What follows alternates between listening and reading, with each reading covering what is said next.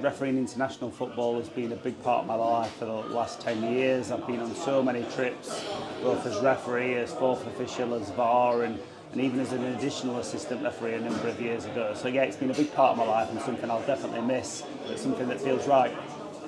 So for those who perhaps don't quite understand between the difference between being a Premier League referee and refereeing matches internationally, could you just touch on that a bit and give us a bit more information on that? Yeah, so within England we have up to a maximum of 10 referees that can referee international football as well. So I've had the privilege of, for the last 10 years, since 2015, of being one of those referees, which has been a huge honour, and obviously I've loved representing the FA and PGMOL internationally, and obviously as part of that you can referee international A games.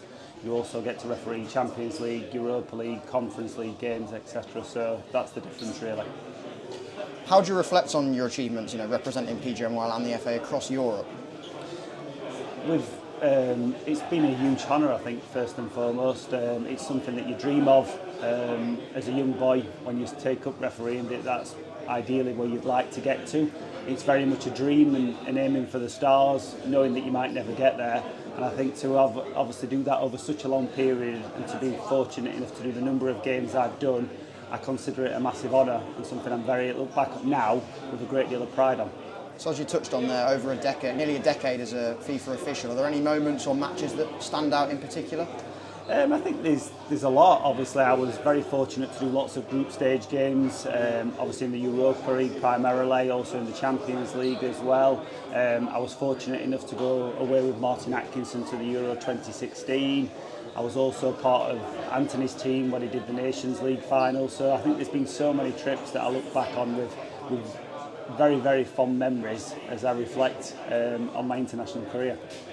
Before we started filming, you touched on the fact you think you've done over 75 games as a referee since you joined the list.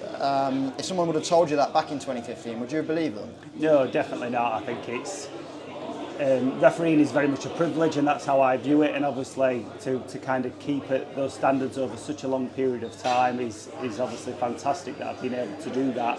And I obviously look back with a great deal of pride that I've been able to represent the PGMOL for 10 years refereeing internationally. And then finally, for those watching this who might be thinking about picking up the whistle or already maybe in the early stages of their officiating journey, what would be your message to them?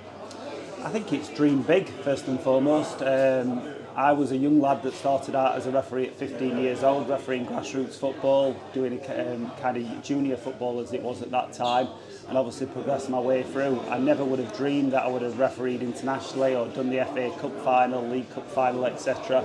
And now over 250 Premier League games. So I think if you aim big, then 100% if I can achieve it, there's no reason you can't achieve it.